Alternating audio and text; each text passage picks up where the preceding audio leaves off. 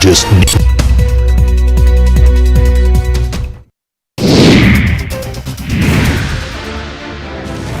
Expo के उद्घाटन के बाद प्रधानमंत्री ने स्कूल ऑफ एक्सीलेंस का उद्घाटन किया। यहाँ पीएम मोदी की पाठशाला भी नजर आई।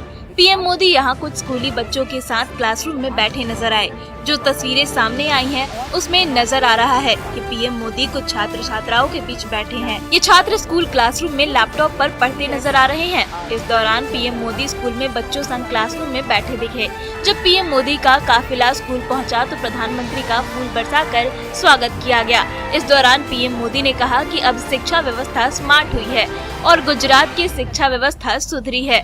मिशन स्कूल ऑफ एक्सीलेंस का शुभारंभ करने के बाद पीएम मोदी ने अपने संबोधन में कहा कि बीते 2 दशक में गुजरात में शिक्षा के क्षेत्र में अभूतपूर्व परिवर्तन आया है।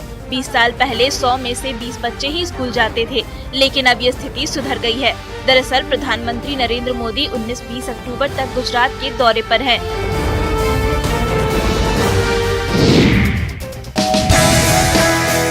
रामगढ़ में अब स्मार्ट क्लास के जरिए स्मार्ट पढ़ाई हो रही है, जिसके बेहतर नतीजे भी दिख रहे हैं। अभी जिले में 35 सरकारी स्कूलों में स्मार्ट क्लास की सुविधा दी जा रही है। पतरातू प्रखंड के आदिवासी बहुल लपंगा उत्क्रमित हाई स्कूल में बच्चों को स्मार्ट क्लास के जरिए पढ़ाया जा रहा है।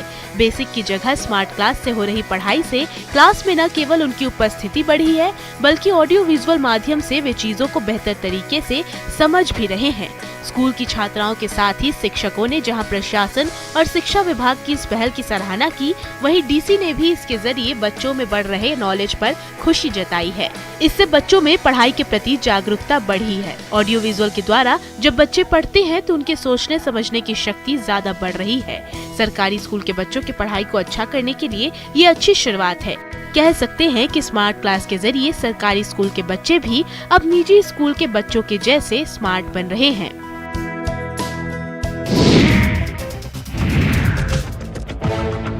जम्मू कश्मीर के शोपिया में बिहारी मजदूरों पर ग्रेनेड फेंकने वाला आतंकी इमरान बशीर गनी मुठभेड़ में मारा गया।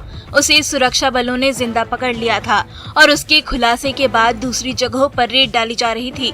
इसी बीच शोपिया के नौगाम में आतंकियों और सुरक्षा बलों के बीच मुठभेड़ हुई, जिसमें आतंकी की गोली ही इमरान बशीर गनी को लग गई, जिसमें उसकी मौत हो गई। जम्मू कश्मीर पुलिस की ओर से बताया गया कि शोपिया में पकड़ा गया हाइब्रिड आतंकी मारा गया। उसे सुरक्षा बलों और आतंकियों के बीच चल रहे एनकाउंटर में गोली लगी। पुलिस और सुरक्षा बल उसी के खुलासे पर छापा मार रहे थे। जब सुरक्षा बल नौगाम पहुंचे तो यहां उन्हें आतंकी दिखाई दिए, जिनसे मुठभेड़ शुरू हो गई। आतंकियों की गोली से ही शोपिया में बाहरी मजदूर पर ग्रेनेड फेंकने वाला इमरान बशीर गनी मारा गया। दरअसल कुछ दिन पहले शोपिया में हुए आतंकवादी हमले में उत्तर प्रदेश के 2 मजदूरों की मौत हो गई थी, जिसके बाद से ही घाटी में पुलिस और सुरक्षा बल सक्रिय हैं।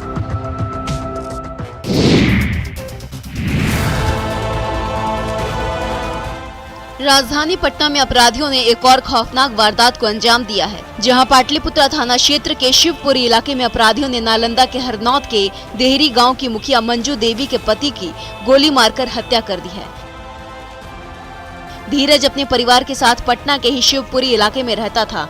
आज वो पानी टंकी के पास अपनी गाड़ी में बैठकर किसी परिचित से बात कर रहा था। इस दौरान अपराधी आए और उसे गोलियों से छलनी कर दिया। प्रत्यक्षदर्शियों के मुताबिक अपराधियों ने धीरज को एक साथ कई गोलियां मारी, जिससे उसकी मौके पर मौत हो गई। घटना के बाद इलाके में खलबली मच गई। आनंद फानंद में आला अधिकारी मौके पर पहुंच गए और पूरे मामले की छानबीन में जुट गए। पटना के एसएसपी मानवजीत सिंह ढिल्लों ने बताया कि धीरज कुमार का आपराधिक इतिहास रहा है। घटना को जिन अपराधियों ने अंजाम दिया है, उनकी तस्वीर भी सीसीटीवी फुटेज में कैद हो गई है और पुलिस उसकी पहचान कर छापेमारी में जुटी है।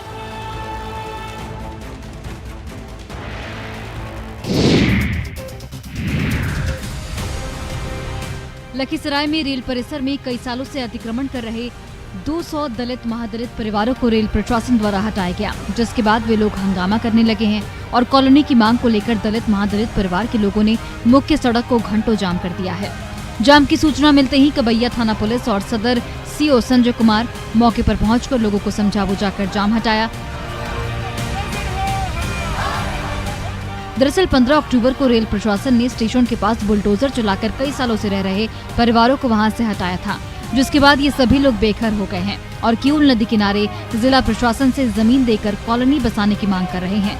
इसी मांग को लेकर लोगों ने पोस्ट ऑफिस के पास घंटों तक सड़क जाम कर दिया। हालांकि सीओ संजय कुमार पंडित ने जल्द ही विस्थापित लोगों को जमीन देखकर कॉलोनी बसाने का आश्वासन दिया है। आश्वासन के बाद लोगों ने जाम को हटाया, वहीं लोगों ने जल्द ही कॉलोनी बसाने की मांग की है।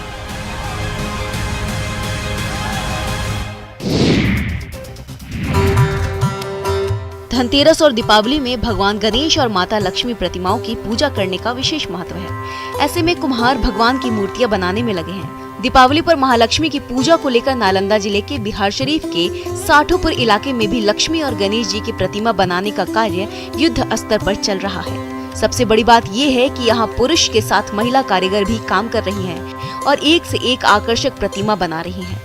दीपावली में अभी कुछ ही दिन बचे हैं। इसकी तैयारी पिछली एक सप्ताह से ही शुरू है। बाजार में चहल पहल बढ़ गई है। मिट्टी के दिए, लक्ष्मी गणेश की मूर्ति और तमाम तरह के खिलौने बनाने वाले कुम्हारों में खासा उत्साह है। एक ओर मूर्तिकार और उनके परिवार के सदस्य मूर्ति तो दूसरी ओर उनसे बाजारों के दुकानदार बड़े पैमाने पर मूर्ति खरीद रहे हैं। इधर कोरोना की मार झेलने के 2 साल बाद काफी संख्या में प्रतिमा बनाकर फिलहाल कारीगर खुश हैं, लेकिन कारीगरों का कहना है कि अगर सभी प्रतिमा बिक गई तो उनकी खुशी दोगुनी हो जाएगी।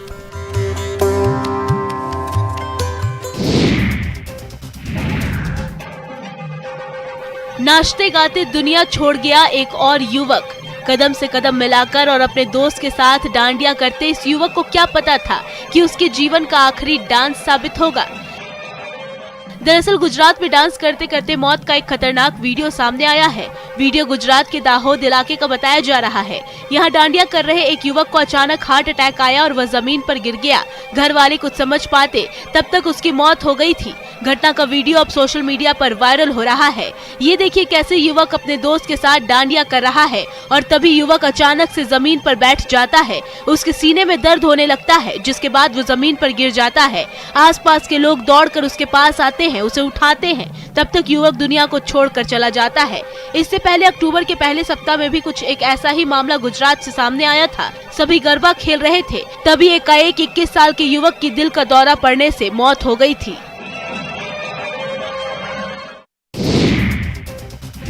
तुमको के मारा? मुंह और फूलल है। मारा नहीं, कोई नहीं मारा, हम अपने आप को मारे। अच्छा, काहे दारू पी रहा था? दारू मन था, पी लिए। हम जा रहे थे कलकत्ता, नशा था, पी लिए दारू। इन महाशय को देखिए जो नशे में धुत होकर खुद को 30 मार खां समझ रहे हैं। ये शराब के नशे में हैं और बता भी रहे हैं कि इन्होंने शराब पी है और इन्हें शराब कहां से मिल गई। काफी देर तक ये शराब के नशे में हाई वोल्टेज ड्रामा करता रहा और नशे में रिपोर्टर को भी दारू पिलाने की बात कर रहा था। इतना ही नहीं, जब मौके पर पुलिस टीम पहुंची तो उन पर भी हमला कर दिया गया। हालांकि बाद में काफी मशक्कत के बाद पुलिस ने दोनों युवकों को हिरासत में लेकर मेडिकल जांच के लिए सदर अस्पताल लेकर आई और आगे की कानूनी प्रक्रिया में जुट गई। लेकिन शराबी के हौसले किस तरह बुलंद हैं कि उसने सरकार को लपेटे में लेते हुए कहा कि बेगूसराय में तो हर जगह शराब मिलती ही है। तुमको कहाँ मिल गया दारू? कहाँ मिलता? अभी पावर हाउस में दारू मिलता, आप पीजिएगा? हाँ चलिए। एक तो शराब का नशा, ऊपर से बहसबाजी। जरा इन महाशय को तो देखिए, जो एक दुकान से खाने का सामान तो लेते हैं पर पैसे देने के समय आनाकानी करने लगते हैं। अरे करे भी क्यों ना, ये नशे में जो है शराब का नशा इस कदर सर चढ़ कर बोल रहा है कि ये ना तो पैसे दे रहे हैं बल्कि उल्टा बहस किए जा रहे हैं। ये देखिए, ये खुद को किसी रसूखदार का सिक्योरिटी गार्ड बता रहे। दरअसल पटना के जक्कनपुर से एक वीडियो तेजी से वायरल हो रहा है जिसमें एक व्यक्ति शराब के नशे में है और अपने आप को एक बड़े व्यक्ति का सिक्योरिटी गार्ड बता रहा है और एक दुकानदार से एग रोल खाने के बाद पैसे नहीं दे रहा है और धमकियां दे रहा है। दुकानदार बार बार पैसे मांग रहा है पर इस नशेड़ी सिक्योरिटी गार्ड को तो कोई फर्क ही नहीं पड़ रहा है और ये तो बीच सड़क पर ही लड़ाई कर रहा है और गरीब दुकानदार को धमका भी रहा है।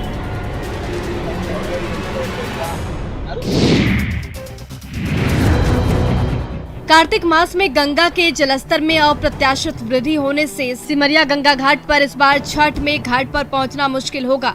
हालांकि छठ व्रतियों का कहना है कि चाहे परिस्थिति जो भी हो लेकिन उनकी आस्था में कोई कमी नहीं होगी। वही गंगा घाट पर ही भगवान भास्कर को अर्घ्य देंगे।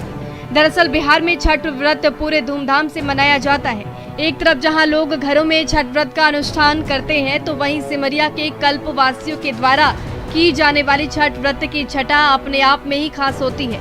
1 माह तक लगने वाले कल्पवास के बीच में ही छठ का महापर्व आता है। लेकिन इस साल जिस तरीके से गंगा का रौद्र रूप सामने आया है, उससे छठ पर्व पर असर पड़ने वाला है। लेकिन गंगा के इस रौद्र रूप के बावजूद भी छठ व्रतियों के उत्साह में कोई कमी नहीं है और छठ व्रती पूरे उत्साह से व्रत करने की तैयारी में है। जिला प्रशासन के तमाम दावे खोखले ही नजर आ रहे हैं। स्थानीय दुकानदारों और व्रतियों ने कहा कि प्रशासन ने अभी तक व्यापक व्यवस्था नहीं की है।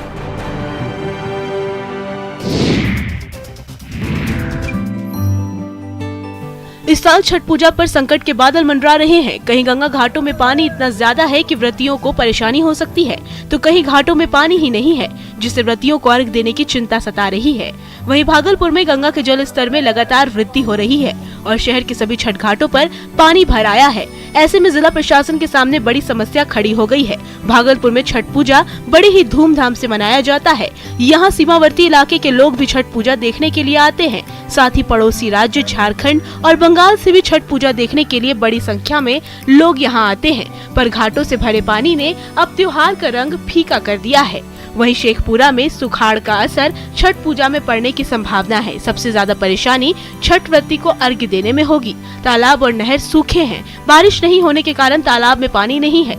मौसम की बेरुखी के कारण छठ व्रती अर्घ्य कैसे देंगे, इसकी चिंता बनी हुई है।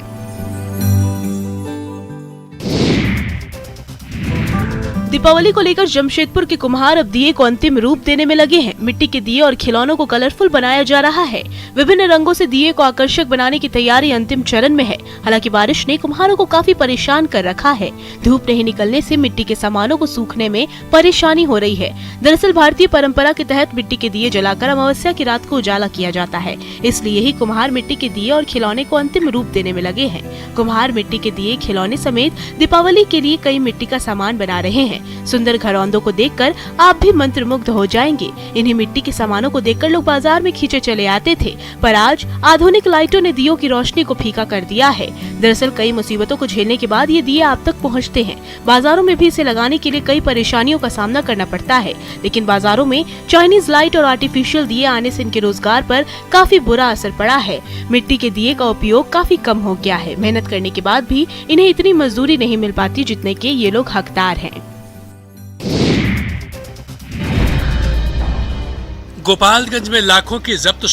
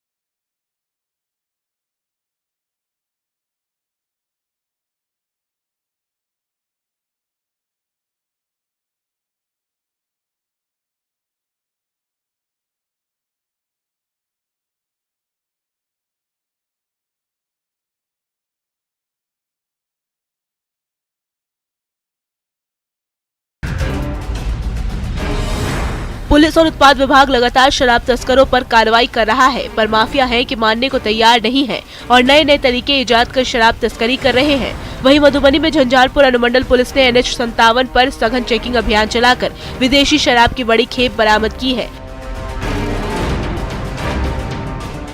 झंझारपुर SDPO से मिली जानकारी के मुताबिक NH57 पर शराब लदे कंटेनर के आने की सूचना मिली थी, जिसके बाद भैरव स्थान थाना पुलिस ने NH57 पर नाकाबंदी कर दिल्ली इंडिया ट्रांसपोर्ट कंपनी के कंटेनर को पकड़ा। कंटेनर के अंदर फर्नीचर के सामान की आड़ में अंग्रेजी शराब की बड़ी खेप छिपाकर रखी गई थी। बताया जा रहा है कि कंटेनर से करीब 2200 लीटर अंग्रेजी शराब बरामद हुई है। पुलिस कंटेनर के ड्राइवर को हिरासत में लेकर पूछताछ कर रही है। बताया जा रहा है कि अंग्रेजी शराब की ये खेप चंडीगढ़ से लाई जा रही थी। इसकी डिलीवरी कहां होनी थी, इसको लेकर पुलिस की तहकीकात फिलहाल जारी है।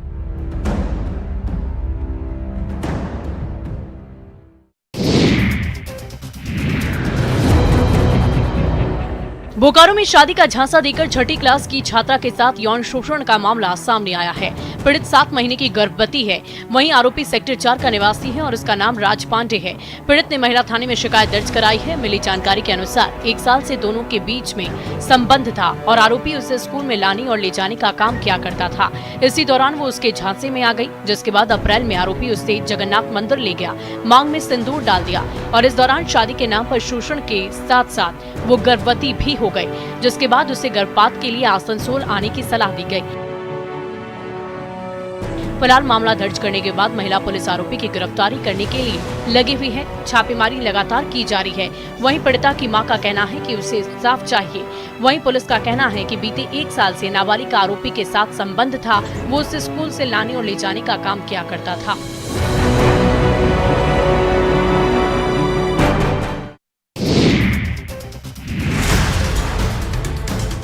गिरिडीह में वन भूमि से बड़े पैमाने पर क्वार्टार्ज पत्थर की तस्करी हो रही है। इस तस्करी के भरोसे जिले के करीब 3 दर्जन फैक्ट्रियां चल रही है। दिखावे के तौर पर क्वार्टार्ज पत्थर के कारोबारी बोकारो और देवघर का चालान दिखाते हैं, लेकिन ये सिर्फ आईवॉस होता है, जबकि पत्थरों की बड़ी खेप स्थानीय वेंडरों के जरिए जिले के विभिन्न जंगलों से इस फैक्ट्रियों में पहुँचती है। इस खेल में वन विभाग के अधिकारियों की भी मिलीभगत के आरोप लग रहे हैं।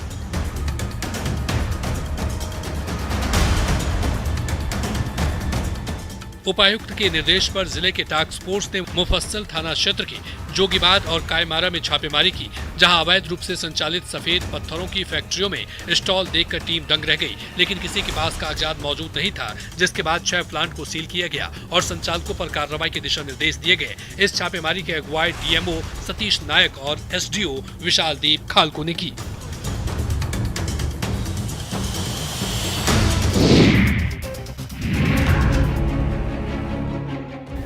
सरकार बच्चों की शिक्षा के लिए लगातार बेहतरी को लेकर काम कर रही है, लेकिन धरातल पर अभी भी इंफ्रास्ट्रक्चर की कमी देखी जा सकती है।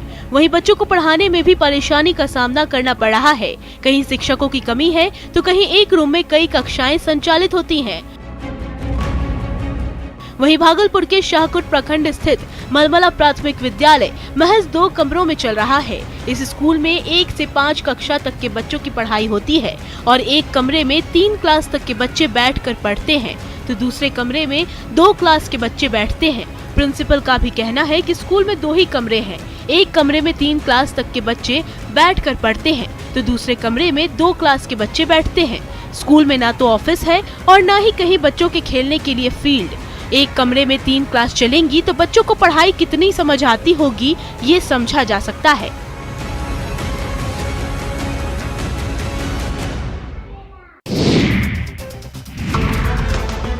लोहरदगा के किस्को प्रखंड के बीडीओ अनिल मिंज और कोऑर्डिनेटर परमानंद झा को एसीबी ने घूस लेते रंगे हाथ दबोच लिया। एसीबी के एक्शन से भ्रष्टाचारियों में हड़कंप मच गया है। किस्को के बीडीओ दफ्तर की इसी कुर्सी पर बैठकर थोड़ी देर पहले तक हुक्म चलाने वाले घूसखोर बीडीओ अनिल मिंज को जैसे ही एसीबी ने रंगे हाथ धर दबोचा, उनके चेहरे पर हवाइयां उड़ने लगी। एसीबी की छापेमारी की खबर फैलते ही बीडीओ दफ्तर में ग्रामीणों की भीड़ उमड़ने लगी, पर एसीबी की टीम ने रिश्वतखोर बीडीओ अनिल मिंज और कोऑर्डिनेटर परमानंद झा को झटपट गाड़ी में बैठाया और सीधे रांची लेकर रवाना हो गए। नावडी गांव के ठेकेदार अशफाक अंसारी से बिल पास कराने के बदले बीडीओ अनिल मिंज ने 20,000 रुपए और ब्लॉक कोऑर्डिनेटर परमानंद झा ने 5,000 रुपए घूस मांगे थे। पीड़ित ठेकेदार ने एसीबी से गुहार लगाई। जांच में घूस मांगने की बात सही निकली तो एसीबी ने तुरंत जाल बिछाया और एसीबी अफसरों ने दोनों को दबोच लिया। एसीबी के एक्शन से किस्को के ब्लॉक ऑफिस में चल रहे घूसखोरी का तो पर्दाफाश हुआ ही है, भ्रष्टाचारियों के बीच हड़कंप भी मच गया है, तो किस्को के ग्रामीणों को बड़ी राहत मिली है।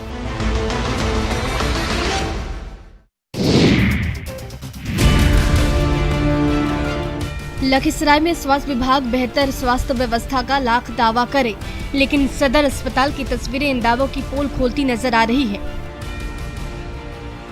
दरअसल न्यूज 18 की टीम सदर अस्पताल में स्वास्थ्य व्यवस्था का हाल जानने रात के वक्त सदर अस्पताल के इमरजेंसी कक्ष में पहुंची तो डॉक्टर नदारद दिखे, कुर्सी खाली दिखी। काफी देर बाद एक डॉक्टर पहुंचे।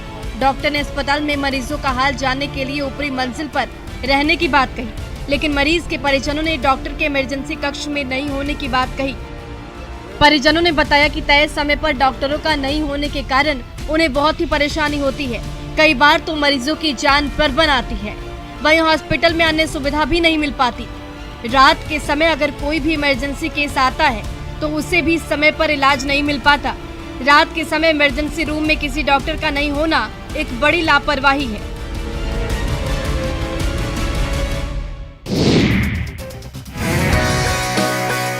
सोशल मीडिया पर हजारों वीडियो वायरल होते रहते हैं। कुछ वीडियो इतने मजेदार और दिलचस्प होते हैं कि उनको देखकर दिल खुश हो जाता है। ऐसा ही एक वीडियो वायरल हो रहा है जिसमें हाथी पार्क में खेलते नजर आता है। दरअसल असम के गुवाहाटी में सैन्य शिविर में चिल्ड्रेन पार्क में एक हाथी ने स्थानीय लोगों को चौंका दिया जब हाथी पार्क में चला गया और बच्चों की तरह खेलना शुरू कर दिया।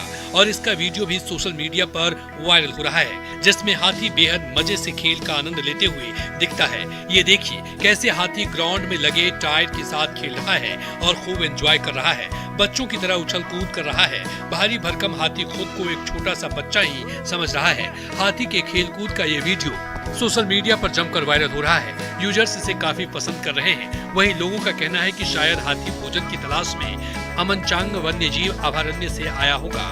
असम में जंगली हाथियों के झुंड को राज्य मार्ग पर देखना बहुत आम है।